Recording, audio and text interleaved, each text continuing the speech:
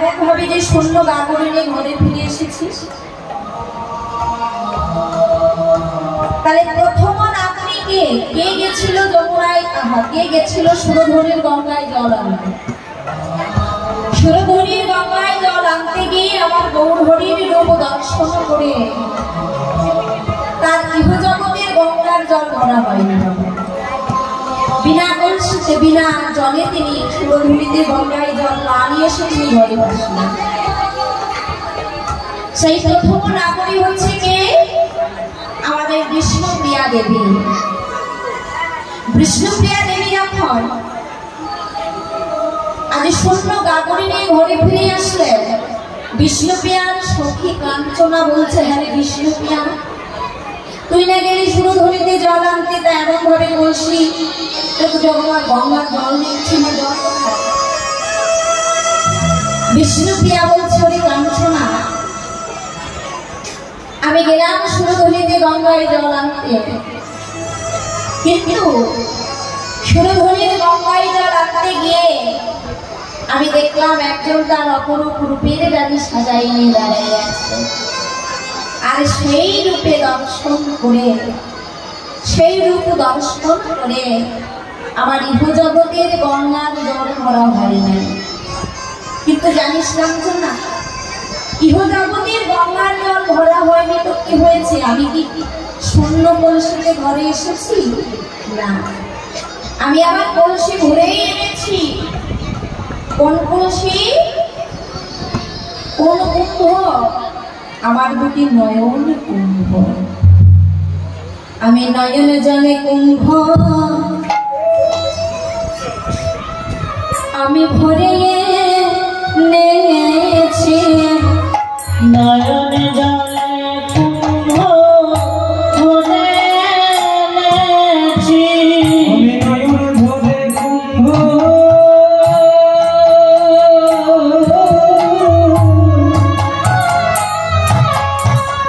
ভরেছি। গৌর রূপ সাগরে নয়ন দিয়ে নয়ন জলে কুম্ভ ভরে এনেছি, রূপ সাগরে নয়ন দিয়ে নয়ন জলে কুম্ভ ভরে এনেছি। ওরে কাঞ্চনা, তোর যদি অনুরাগের নয়ন থাকে, কাঞ্চনা, তোর যদি অনুরাগের নয়ন থাকে, সেই অনুরাগের নয়ন দিয়ে একবার আমার দুটি নয়নে তাকাইয়ে দেয়, আমি কি সত্যি শূন্য কলসিতে ঘরে এনেছি? আমি গেছিলাম, আমার গৌর হচ্ছে রূপের সাগর, সেই গৌর রূপ সাগরে নয়ন দিয়ে আমি আমার দুটি নয়ন কুম্ভ ভরে এনেছি। আর ওই গৌর রূপে নয়ন দিয়ে আজ আমার অবস্থা দেখা হয়েছে। আমি যেখানেই যাই, যেদিকেই যাই, দেখি আমার গৌর হরি দুটি বাহু উত্তোলন করে আমার সম্মুখে দাঁড়ায় আছে। তাই গোরা গোরা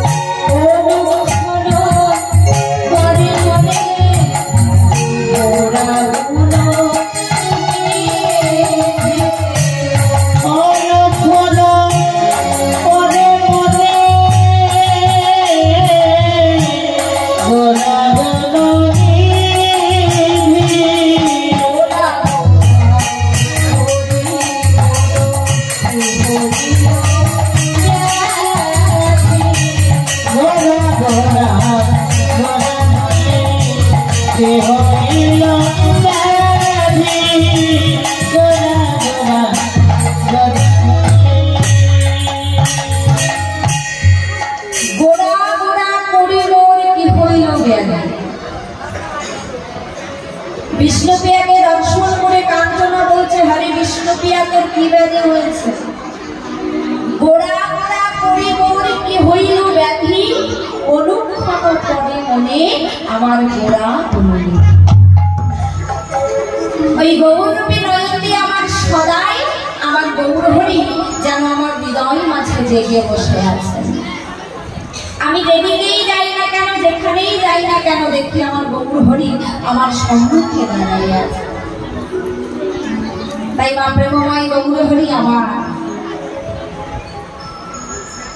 যিনি কিনা জগৎ পিতা, তাই তো, যিনি কিনা এই অনন্ত কোটি বিশ্ব ব্রহ্মাণ্ডের মালিক, সেই প্রেমময় গৌরহরি আমাদের এই হতভাগ্য কলিযুগে তার অবতার হয়ে এসেছেন। কেন? আমরা হলাম কলিহত কর্মই অন্ধ জীব, তাই না? আমরা কলিহত কর্মই অন্ধ জীব। তা প্রভু এই কলিযুগে তার অবতার কেন? আমাদের মতো কলিহত কর্মই অন্ধ জীবকে উদ্ধার করবেন বলে তার অবতার। আমাদের মতো কলিহত কর্মই অন্ধ জীবকে সঠিক পথ দেখাতে এসেছে। আমাদের কলিযুগের ভজন সাধন, আমাদের কলিযুগের ভজন সাধন কি মা? সত্য যুগে ছিল ধ্যান, ত্রেতায় ছিল যাগযজ্ঞ, দাপরে সেবা পূজার্চনা। আর এই কলিযুগে মহাপ্রভু কি বললেন জানো মা? হে কলিহত জীব, তোমাদের ধ্যানের প্রয়োজন নাই, তোমাদের যাগযজ্ঞের প্রয়োজন নাই, তোমাদের সেবা পূজার্চনারও প্রয়োজন নাই। তোমরা শুধু কি করবে? হরির নাম হরির নাম হরির নামই কেবলা গলাও নাস্তিত্ব নাস্তিত্ব নাস্তিত্ব হে কলিহতজি, তোমাদের কিচ্ছু করতে হবে না, তোমরা শুধু আমার সঙ্গে দুটি বাহু তুলে কি করবে? আজ বদন ভরে হরি বলো, বদন ভরে হরি বলো, হরি বলো, ভরে হরি বলো, আনন্দে বাহু তুলে বদন ভরে হরি বলো, আনন্দে ভরে বদন ভরে হরি বলো।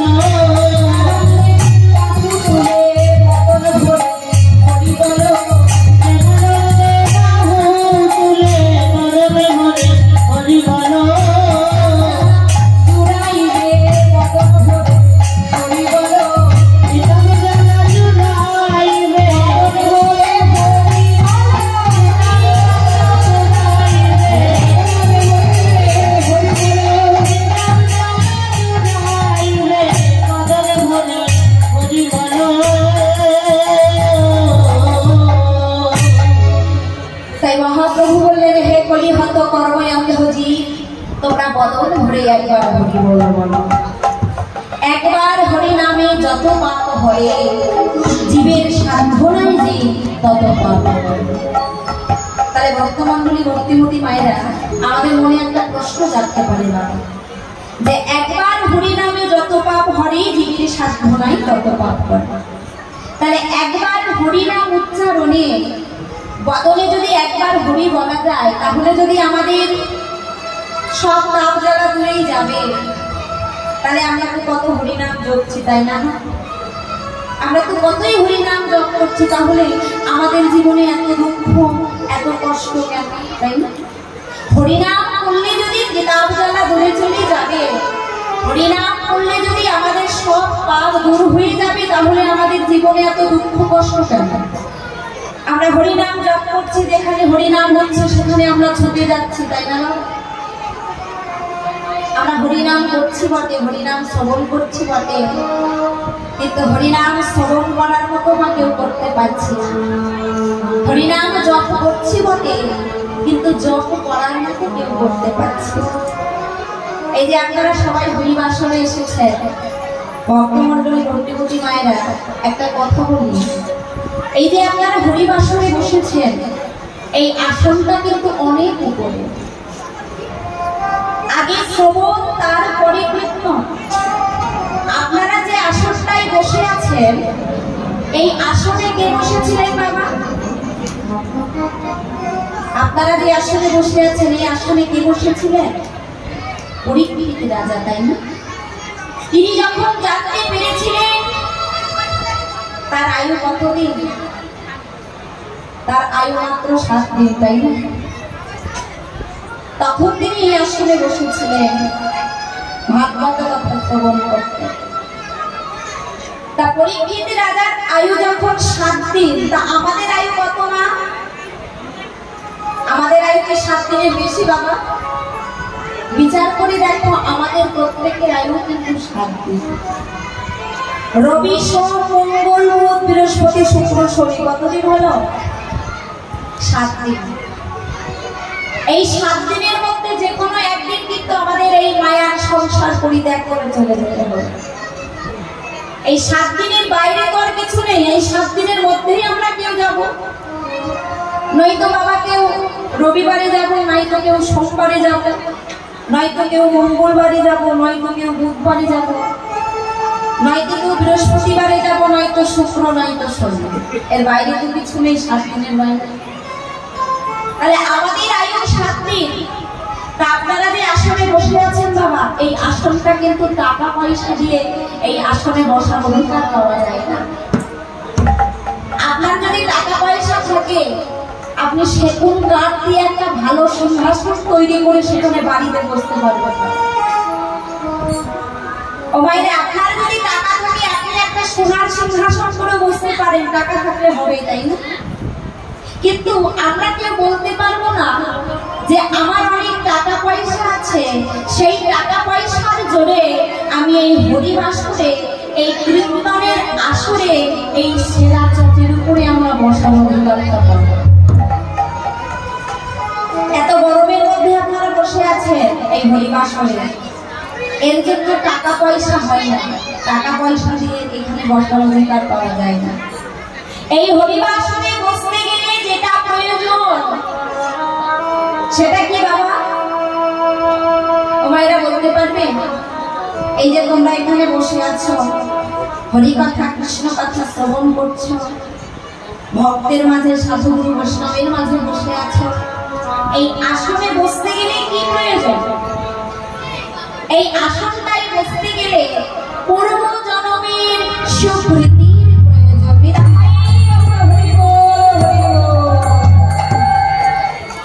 পূর্ব জন্মের সুকৃতি না থাকলে এই আসনটাই বসা যাবে না বাবা। আমি বলবো আপনারা অনেক ভাগ্যবান, অনেক ভাগ্যবতী, তাই আপনারা এখানে বসতে পেরেছেন।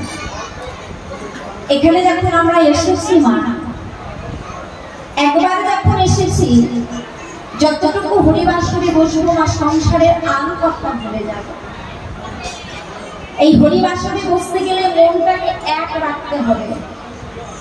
আমাদের মনটা বড় চঞ্চল না, তাই না? আমরা হলাম বলি হলো কর্ময়ন্ধ জীব, আমাদের মনটা বড়ই চঞ্চল। তাই এই মনটাকে চঞ্চল করলে হবে না, মনটাকে শান্ত করতে হবে। কেননা মহাদেবগণ বলেছেন, চঞ্চল রতিতে না হয় কৃষ্ণের ভজন। এটাও কিন্তু ভজন। তোমরা যে বসে বসে কীর্তন আস্বাদন করেছো, এটাও একটা সেবা, এটাও একটা ভজন। চঞ্চল রতিতে না হয় কৃষ্ণের ভজন, আর রতি চঞ্চল হইলে হয় অকালের পতন।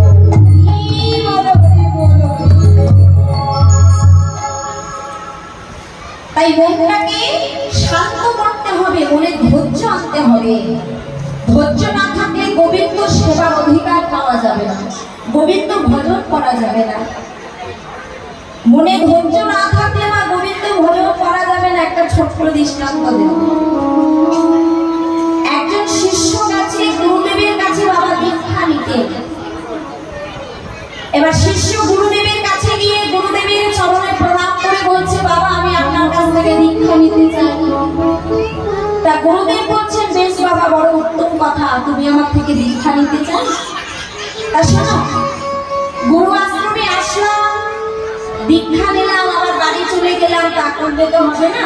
তা শোনো বাবা, দীক্ষা দিতে গেলে আগে আমাকে দেখতে হবে তোমার এই দেহটা কৃষ্ণ সেবার উপযোগী হয়েছে। আর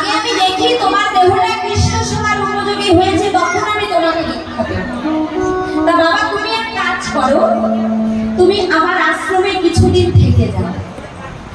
তা গুরুদেব কি করলেন, একটা মাটির কলসি সেই শিষ্যের হাতে তুলে দিলেন।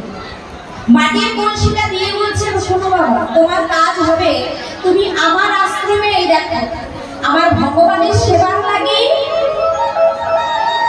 তুলসী বাগান আর ফুল বাগান, আমার গোবিন্দের সেবার লাগি এই তুলসী বাগান আর ফুল বাগানে তুমি এই মাটির কলসিতে করে প্রতিদিন জল এনে জল দেবে সকাল আর বিকাল।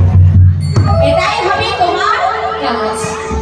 আর যেদিন আমি মনে করবো তোমার দেহটা কৃষ্ণ সেবার উপযোগী হয়েছে, সেই দিন আমি নিজেই তোমাকে ডেকে দীক্ষা দেব। এবার শিষ্য ভাবছে, বেশ, দীক্ষা যখন নিতে এসেছি তার দীক্ষাটা নিয়েই যাই। তা গুরুদেবের কথা মতো শিষ্যটা প্রতিদিন সকাল আর বিকালে ওই তুলসী বাগান ফুল বাগানে জল দেয়। এবার কি হয়েছে না, এক সপ্তাহ হয়ে গেছে গুরুদেবের ডাক আসে না, কারণ গুরুদেব বলেছে আমি নিজে ডাকবো তোমাকে। যেদিন আমি বুঝবো তোমার দেহটা কৃষ্ণ সেবার উপযোগী হয়েছে, সেদিন আমি নিজেই দেখে তোমাকে দীক্ষা দেব। এক সপ্তাহ হয়ে গেছে, গুরুর ডাক আসে না, বেশ আরো কিছুদিন থেকে যায়। এক মাস হয়ে গেছে বাবা, তাও গুরুদেবের কৃপা হয় না, ডাক আসে না।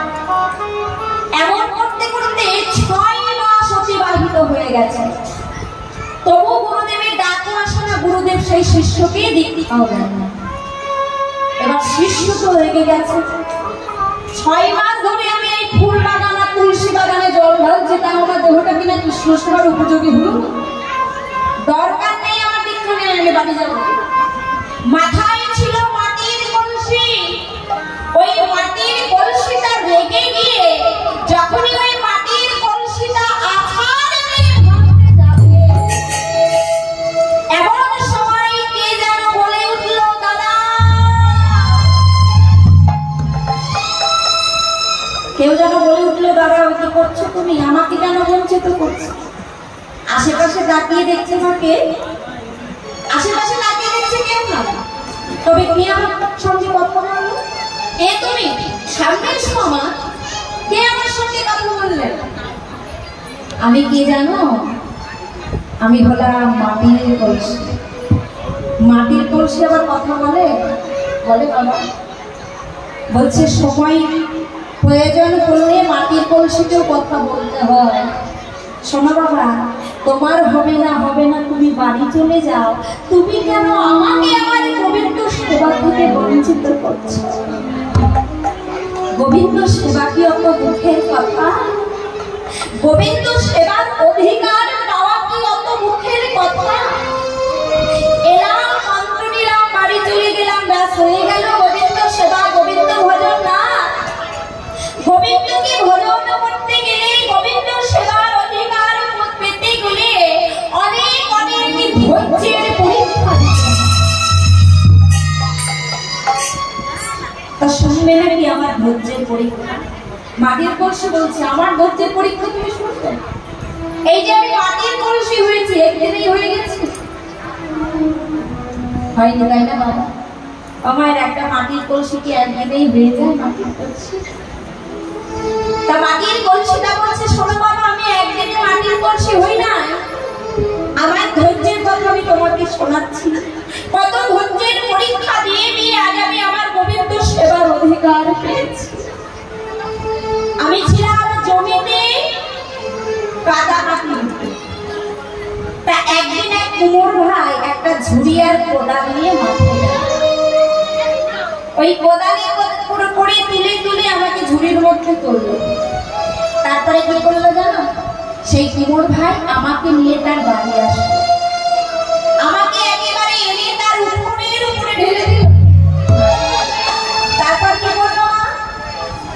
আমার উপরে বালতি বালতি জল ঢাললো। কেন? যাতে আমি নরম হয়ে যাই। যখনই আমি নরম হয়ে গেলাম, ওই কুমোর ভাই কি করলো জানো? আমার উপরে পা দিয়ে দিয়ে আমাকে শুধু পাড়াতে লাগলো। মনে বড় দুঃখ হলো, আমি কি এমন অপরাধ করে ফেলেছি এই কুমোর ভাইয়ের কাছে যে ও আমাকে এমন ভাবে এমন করে করে পা দিয়ে লাথি মারছে, এমন করে দিয়ে পা দিয়ে পাড়াচ্ছে। কেন জানো? আমার মধ্যে অনেক কাপড় ছিল, আমার মধ্যে অনেক শেখর ছিল, আমার মধ্যে অনেক আবর্জনা ছিল। পা দিয়ে দিয়ে বাড়িয়ে বাড়িয়ে আমার মধ্যে যত শেখর কাপড় ছিল সব কিছু বের করে আমাকে একেবারে পরিষ্কার করে দিল। নিতাই গৌর হরি বল, হরি বল। তারপরে কি করলো? আমাকে সুন্দর করে একটা মাটির দলা তৈরি করি, ওই যে কুমোর ভাইয়ের বাড়িতে বাবা আছে নাকি হস্তশিল্পের চাকা, সেই চাকার উপরে আমাকে বসিয়ে দিল। তারপর জানো, না জানি কুমোর ভাইয়ের হাতে কি আছে জাদু, সেই হাতের জাদু দিয়ে আমাকে একটা সুন্দর কলসিতে রূপান্তরিত করে দিল। ভাবলাম বাঁচা গেল, পরীক্ষা মনে হয় শেষ হল। কিন্তু আমি কি জানতাম আমার কপালে আরো দুর্ভোগ লেখা আছে। কলসিতে রূপান্তরিত করে কুমোর ভাই কি করলো? প্রখর রবির তাপ, ওই তাপের মধ্যে আমাকে বসিয়ে রাখলো। ও বাবা, এখন কেমন গরম পড়েছে, রোদের কেমন তাপ, ওই তাপের মধ্যে যদি কাউকে বসিয়ে দেওয়া যায় কেমন লাগবে? হ্যাঁ, মাটির কলসি বলছে ওই প্রখর রবির তাপের মধ্যে আমাকে বসিয়ে দিল জানো। তারপরে কি করলো? দাও দাও করে আগুন জ্বলছে, সেই আগুনের মধ্যে আমাকে আবার নিয়ে গিয়ে বসিয়ে দিল। আগুনও জ্বলছে, আমিও জ্বলছি। জ্বলতে জ্বলতে জ্বলতে জ্বলতে যখন আমি লাল হলাম, তখন কুমোর ভাই বড় যত্ন করে আমাকে তার ঘরের মধ্যে তুলে রাখলো। তারপরে কি করলো? কিছুদিন পর ওই কুমোর ভাই একটা ঝুড়ির মধ্যে আমাকে তুলে মাথায় করে নিয়ে হাতে গেল। সেই দিন আমার মনে আবার একটু আনন্দ হলো, যে কুমোর একদিন আমাকে পা দিয়ে মারিয়েছে, সেই কুমোরই আর আমাকে মাথায় তুলে নিয়েছে। হরি হরি বল, হরি বল। আমাকে মাথায় করে নিয়ে কোথায় গেল? হাতে গেল গো, হাতে আমাকে বিক্রয় করবে।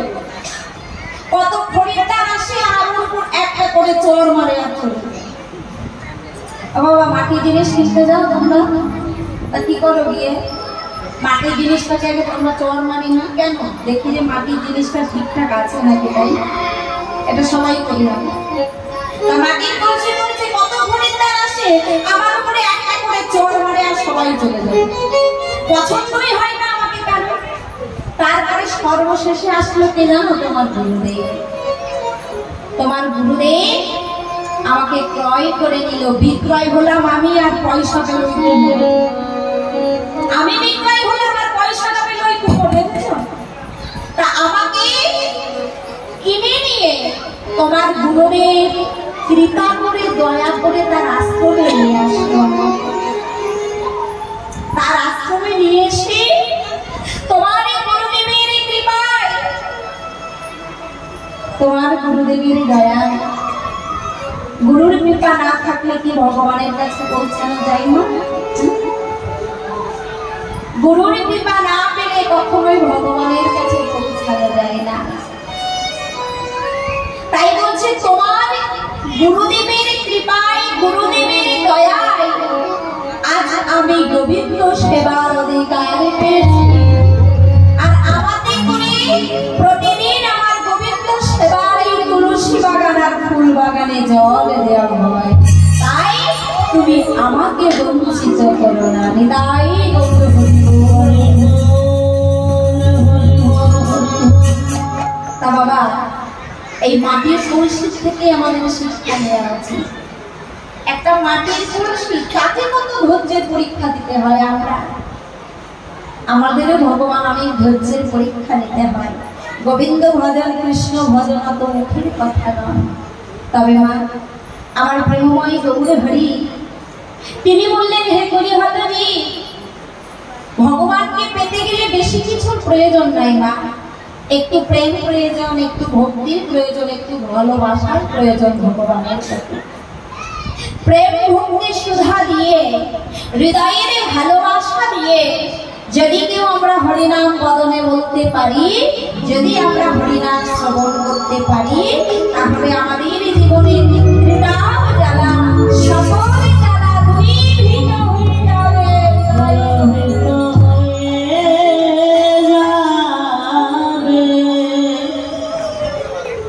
তাই আজ আমার প্রেমময় গৌর হরে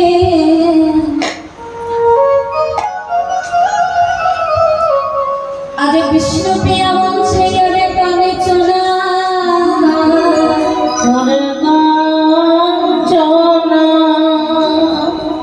ওই গোড়া গোড়া করে মোরা কি হইল ব্যাধি, কি হইল ব্যাধি অনক্ষণ করে মনে আমার গোড়া আমার গোড়া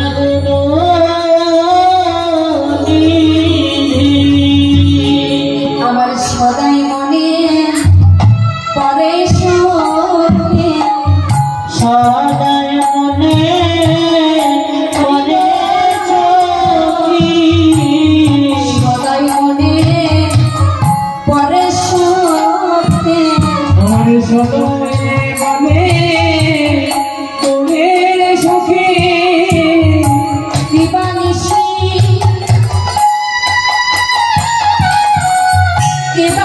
দিশে সদাই মনে পরে দিবানিশি সদাই মনে পরে দিবানিশি আবার দিবানিশি সদাই মনে পরে বলে দিবানিশি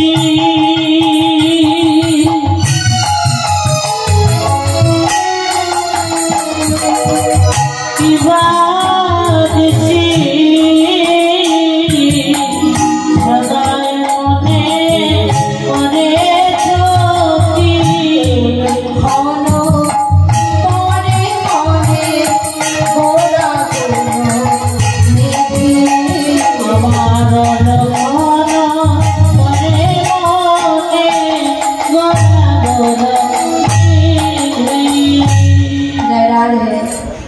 তাই গৌর হরিকে ভালোবাসতে হবে, আমার নিতাই জাতকে ভালোবাসতে হবে। কি করে ভালোবাসবো মা? ভগবানকে তো ভালোবাসবো, কি করে ভালোবাসবো মা গো বলে? আমার গৌরীকে ভালোবাসবো, কোন আসনে বসিয়ে তাকে ভালোবাসবো?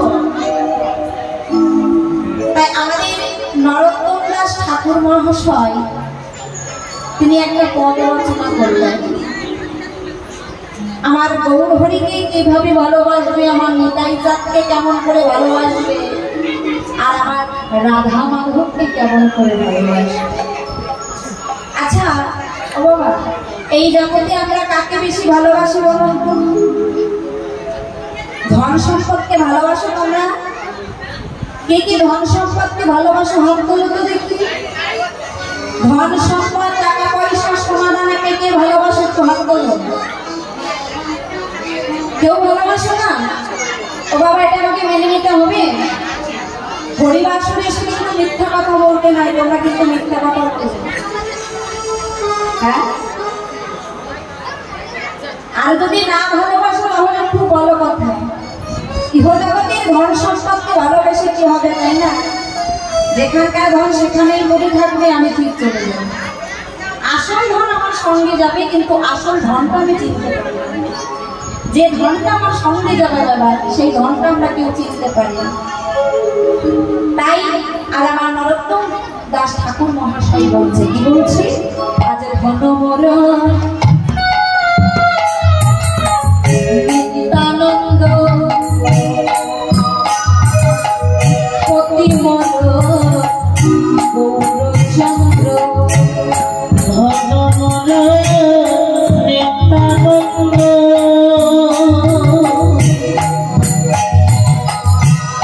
পতি মোর গৌরচন্দ্র।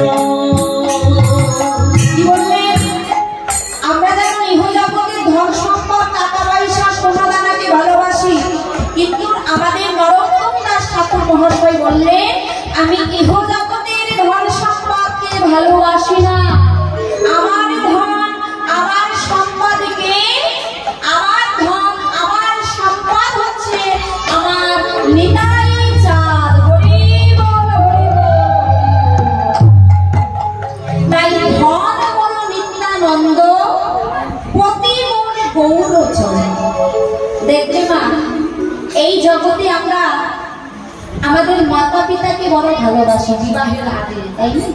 কিন্তু যখনই আমাদের বিবাহ হয়ে যায়, মাতা পিতার চাইতে অধিক যাকে ভালোবাসি সে হচ্ছে আমাদের নিজ নিজ স্বামীকে, নিজ নিজ পতিকে আমরা বড় ভালোবাসি।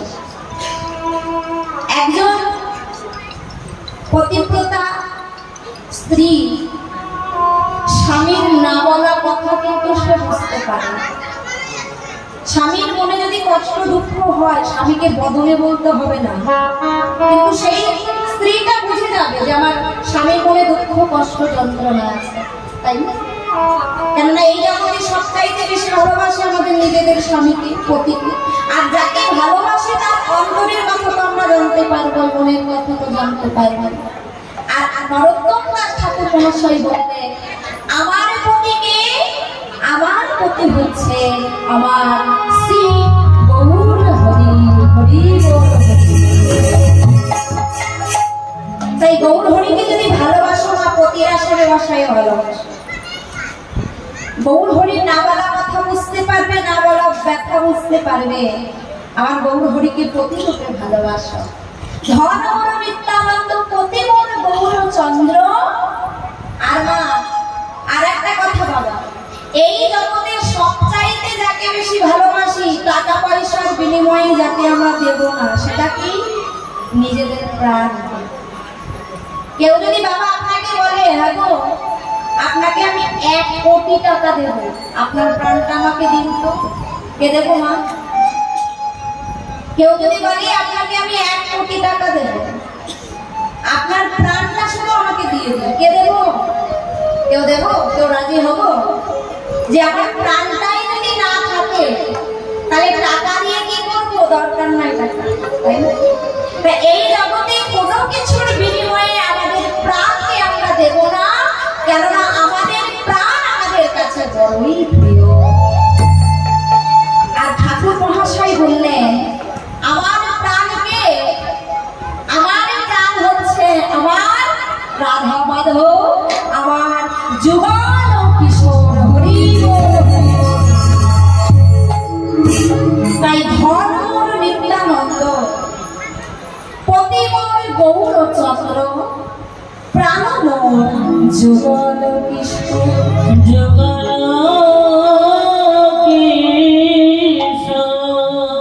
আমরা হলাম কলিবন্ধ কর্ময়ন্ধ জীব। তাই বাবা, আমরা আগে কাকে বুঝবো? আগে গৌরকে না আগে নিতাইকে? মা ও বাবা, কাকে বুঝবো আগে? নিতাইকে। আমরা হলাম কলিবন্ধ জীব, আমরা আগে নিতাইকে বুঝবো। কেননা আমাদের নিত্যানন্দ প্রভু হলো আমাদের আশ্রয়, গৌর হরি হচ্ছে বিষয়।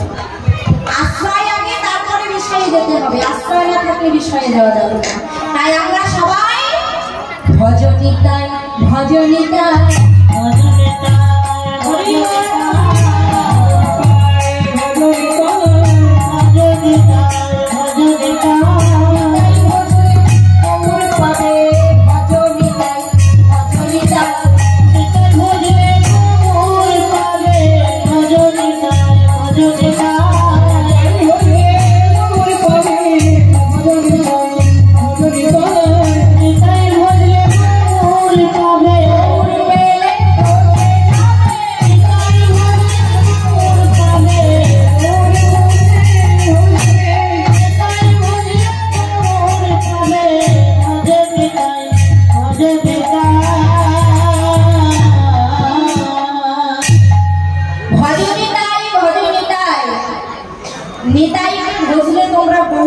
পাবে।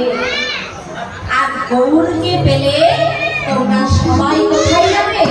তোমরা সবাই যাবে ব্রজে। তা ভক্তমণ্ডলী ভক্তিপতি মায়েরা, আমার গৌর হরি যখন এসেছে এই কলিযুগে, সঙ্গে করে কি নিয়ে এসেছে? আমার গৌর হরির সঙ্গে কি এনেছে জানো বলবো? আমার গৌর হরি এখন আসলে আমার গৌর হরি সঙ্গে করে একটা ট্রেন এনেছে। ট্রেন কি ট্রেন? লোকাল ট্রেন নয় বাবা, একেবারে এক্সপ্রেস ট্রেন। লোকাল ট্রেন করে দেখতে প্রত্যেকটি স্টেশনে থামতে থামতে যায়, তাই তো? হ্যাঁ। আর এক্সপ্রেস ট্রেন কি সব স্টেশনে থামে? বিশেষ বিশেষ স্টেশন ছাড়া এক্সপ্রেস ট্রেন কিন্তু থামে না। তা আজ আমার গৌর হরি আমাদের এই কলি হয়তো জীবের লাগে একটা ট্রেন এনেছেন। তা ট্রেনটির নাম জানতে চাইবেন না? ও বাবা, ট্রেনটির নাম জানতে চাইবেন না? গৌর হরি যে ট্রেনটা এনেছে সেই ট্রেনটার নাম বলতে পারবে কেউ? সেই ট্রেনটার নাম হচ্ছে প্রেম এক্সপ্রেস। মনে থাকবে? ট্রেনটার নাম কি? প্রেম এক্সপ্রেস। এবার আমার মহাপ্রভুর এই প্রেম এক্সপ্রেস ট্রেনে কে কে উঠবে একটু হাত তোলো তো দেখি। সবাই উঠবে না? হ্যাঁ, নাকি অনেকে আছে লজ্জাই তোলে না, বা ইচ্ছা আছে, তাই না? তাই এই মহাপ্রভুর আমাদের যদি এই প্রেম এক্সপ্রেস ট্রেনে বাবা উঠতে হয়, কিন্তু সবাই তো তোমরা বলছো উঠবে, কিন্তু ট্রেনটা কোথায় যাবে সেটা না জেনে কি ট্রেনে উঠে পড়া ঠিক? হ্যাঁ, একটা ট্রেন দাঁড়িয়ে আছে, তুমি উঠে পড়লে, ট্রেনটা কোথায় যাবে সেটাই জানো না। হবে আগে আমাদের জেনে নিতে হবে যে ট্রেনটা কোথায় যাবে। এই ট্রেনটা ছাড়ে কোথা থেকে জানো? এই ট্রেনটা ছাড়ে হচ্ছে নবদ্বীপ থেকে। আর থামে গিয়ে কোথায়? একেবারে বৃন্দাবনে, মাঝখানে কোনো স্টেশন। তোমরা নবদ্বীপে গেছো? কে কে গেছো দেখি? বাবা, অনেকেই গেছে নবদ্বীপ, খুব ভালো। আর যারা যাওনি তারা ঘুরে আসবে। হ্যাঁ, জায়গা তাই এই মহাপ্রভুর প্রেম এক্সপ্রেস ট্রেনটি ছাড়ে নবদ্বীপ স্টেশন থেকে, থামে গিয়ে কোথায় না একেবারে বৃন্দাবন। ট্রেনে উঠতে গেলে কি লাগে? টিকিট লাগে, তাই তো? তা আমার মহাপ্রভুর এই প্রেম এক্সপ্রেস ট্রেনে উঠতে গেলে আমার টিকিট লাগবে। টিকিট কাউন্টারে কে বসে আছে? টিকিট কাউন্টারে বসে আছে আমার নিতাই চাঁদ। আমার নিতাই চাঁদ যদি আমাদের কৃপা করে দয়া করে এই প্রেম এক্সপ্রেস ট্রেনে যাবার টিকিটটা দেয়, তবেই আমরা এই ট্রেনে উঠতে পারবো। আর নিতাই চাঁদ যদি না এই ট্রেনে ওঠার টিকিট না দেয়, আমরা উঠতে পারবো। তাই বললেন ভজ নিতাই, ভজ নিতাই, নিতাই উঠলে গৌর পাবে, আর গৌর পেলে তোমরা ব্রজ ধামে যাবে। হরি বল, হরি বল, হরি। আর এত সুন্দর মনুষ্য কুলে জন্ম নিয়ে যদি আমরা একবার নিতাই চরণকে না বুঝি বাবা, তাহলে কি হবে জানো? তাহলে আমাদের আসা যাওয়া, আসা যাওয়া বিফল হবে। আসা যাওয়া,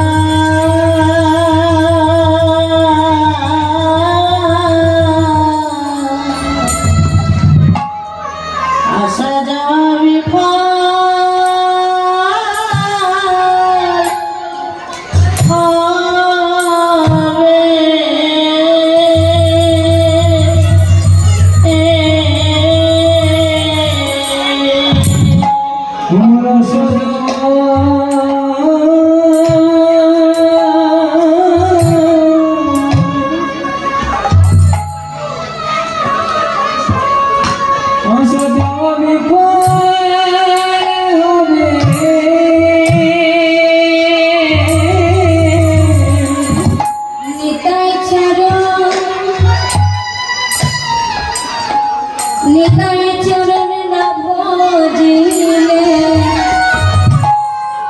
তোমাদের আসা যাওয়া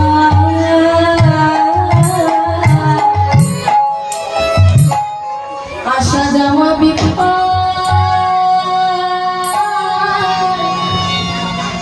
বিফল হবে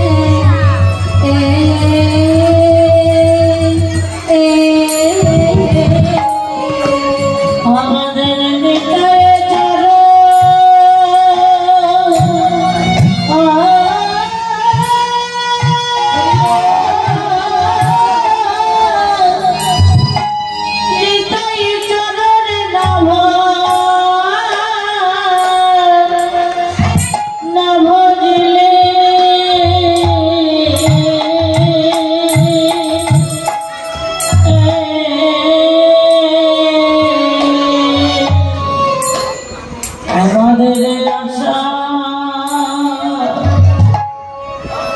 আসা যাওয়া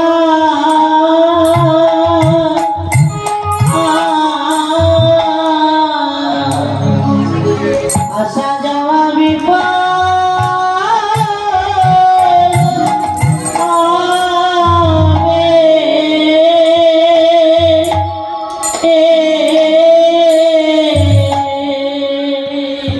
এই মনুষ্য বলে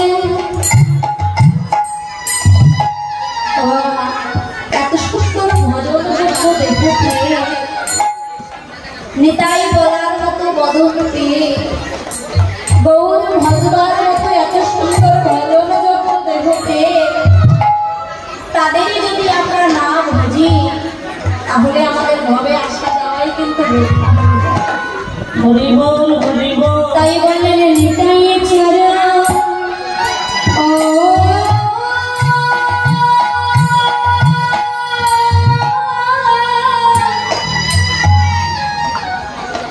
নিতাই চরণ না ভজিলে হবে তোমার আসা যাওয়া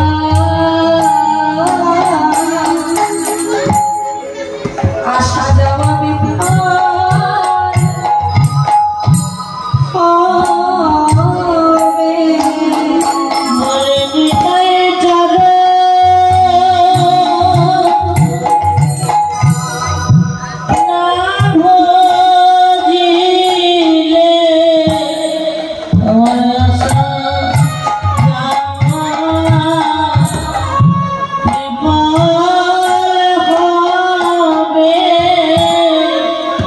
ভজ ভজ নিতাই ভজ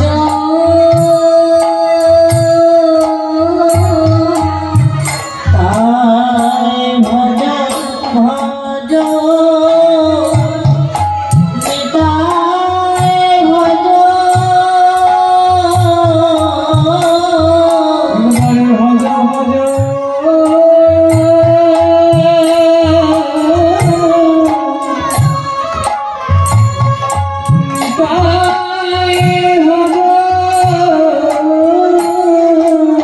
নিতাই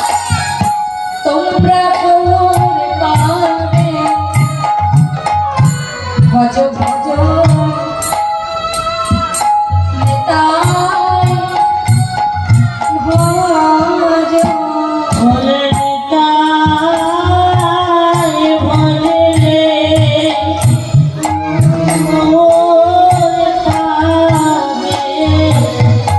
ভজ ভজ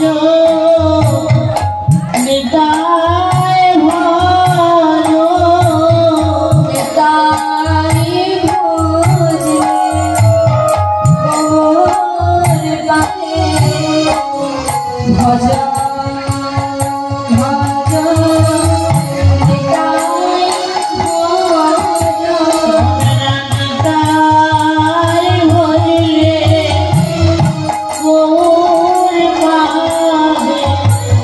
ভজ নিতাই ভজ নিতাই ভজলে হরিবল হরিবল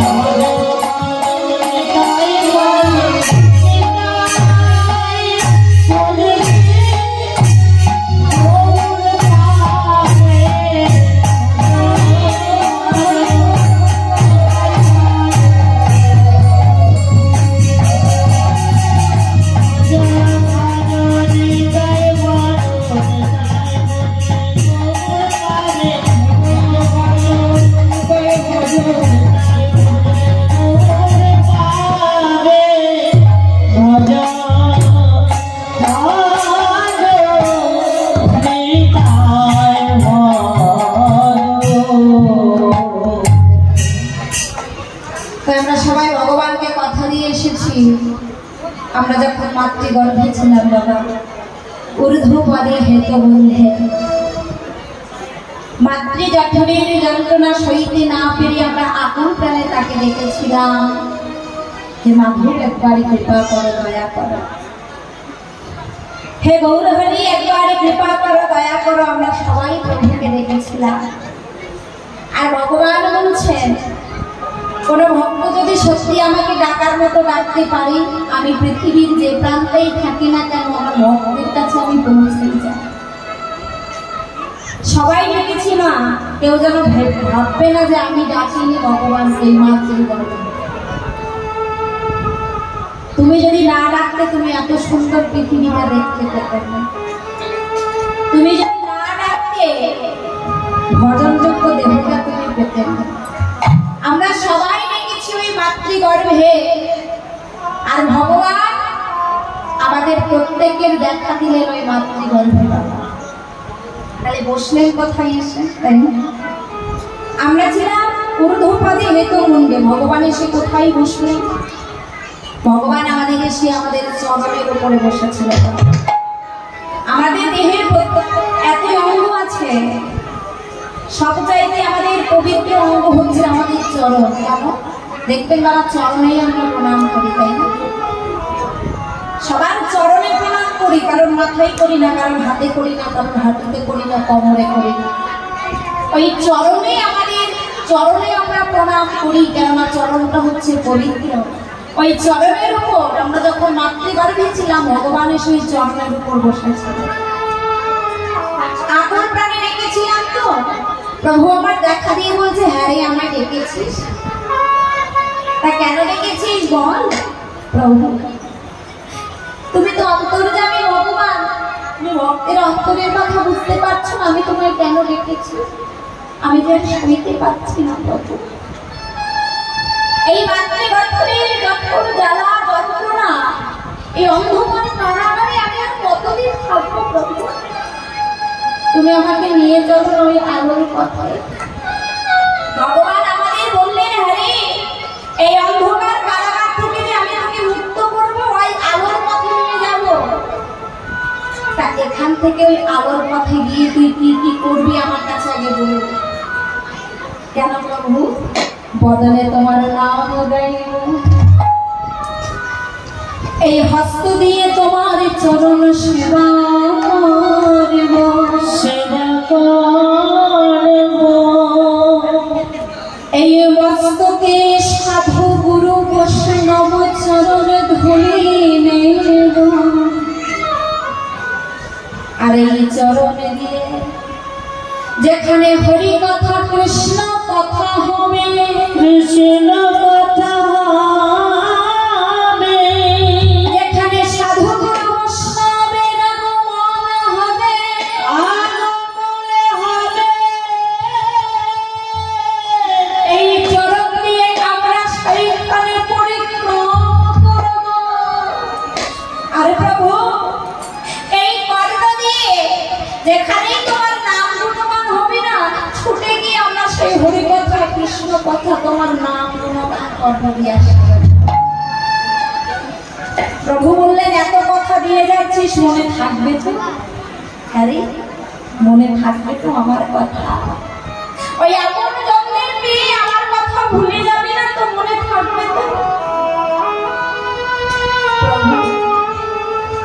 তোমার কৃপায় তোমার দয়ায় আমি এত সুন্দর আলোর জগতে যাবো, আর আমি তোমাকে পেতে যাবো না দয়া? এই জগতে তুমি তো আমার আপনজন, তোমার কৃপায় তোমার দয়ায় আমি ধর্মযোগ্য দেহ পেলাম, তুমি আমার আপন, তাছাড়া আমার মায়ার সংসারে কেউ আপন নয়। এই কথা ভগবানকে দিয়ে এসেছি মা, কিন্তু সত্যি কথা বলতে পারবো না। যে কথাটা দিয়ে এসেছি আমরা কেউ কথাটা রাখতে পারছি, কেউ রাখতে পারছি না। আর কথা দিয়ে যদি কথা না রাখা যায় তাকে কি বলে? কি বলি বাবা? কথা দিয়ে কথা না রাখলে আমরা তাকে বেঈমান বলি। তা যদি বিচার করা যায় আমরাও তো সবাই বেঈমান। কার কাছে বেঈমান? আমরা প্রত্যেকে ভগবানের কাছে বেঈমান হয়ে বসে আছি। তিনি আমাদের সর্বস্ব দিয়েছেন, আমরা তাকে কিছুই দিতে পারছি। দেহটা দিয়েছে বেঁচে থাকার জন্য, যা যা কিছু প্রয়োজন ভগবান সব দিয়েছে। আমরা ভগবানের ঋণ কখনো শোধ করতে পারবো না। ভগবানের ঋণ শোধ করতে পারবো? পারবো না। একজন বৃদ্ধা ব্যক্তি, অনেক বড় লোক, অনেক টাকা পয়সার মালিক, বয়স হয়ে গেছে তো, তা তিনি একটু অসুস্থ হয়ে পড়েছে। অসুস্থ হয়ে পড়েছে বলে পরিবারের আত্মীয় স্বজন আপনজন তাকে কি করেছে? নার্সিং হোমে ভর্তি করেছে। অত্যন্ত শিক্ষণীয় ঘটনা মা, সবাই একটু মনোযোগ সহকারে শুনুন। তো তাকে নার্সিং হোমে ভর্তি করেছে। এবার ডাক্তারবাবু কি করেছে? তাকে 1 সপ্তাহ ধরে চিকিৎসা করেছে। 1 সপ্তাহ ধরে চিকিৎসা করে সেই ব্যক্তিটি ভালো হয়ে গেছে, সুস্থ হয়ে গেছে। এবার ভালো হয়ে গেলে তার নার্সিং হোমে রাখবে না, ছুটি দিয়ে দেবে বাড়িতে, তাই না? এবার ডাক্তারবাবু সেই বৃদ্ধা ব্যক্তিটাকে ছুটি দিয়ে দিয়েছে।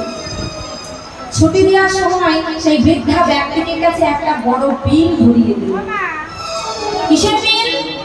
এতদিন নার্সিং হোমে ছিল, তার চিকিৎসার খরচা হয়েছে, তাকে এত সেবা যত্ন করে সুস্থ করে চলা হয়েছে, তার বিল। বিলে কত টাকা লেখা আছে? বিলে লেখা আছে 1,80,000 টাকা। এবার কি হয়েছে বাবা? ওই বিলটা যখনই সেই বৃদ্ধা ব্যক্তিটির হাতে তুলে দিয়েছে না, ওই বৃদ্ধা ব্যক্তিটি একবার বিলের দিকে তাকাচ্ছে, একবার ডাক্তারবাবুর দিকে তাকিয়ে তাকিয়ে মৃদু মৃদু হাসছে। এবার ডাক্তারবাবু বলছে, হ্যাঁ গো বাবা, আমি যখনই আপনার হাতে এই বিলটা তুলে দিলাম, একবার আপনি আমার দিকে তাকাচ্ছেন, একবার বিলের দিকে তাকিয়ে হাসছেন, বলতে পারেন কেন? আচ্ছা, আপনার কি একটু বেশি হয়ে গেছে? মানে 1,80,000 টাকা, তাই না? অনেক টাকা।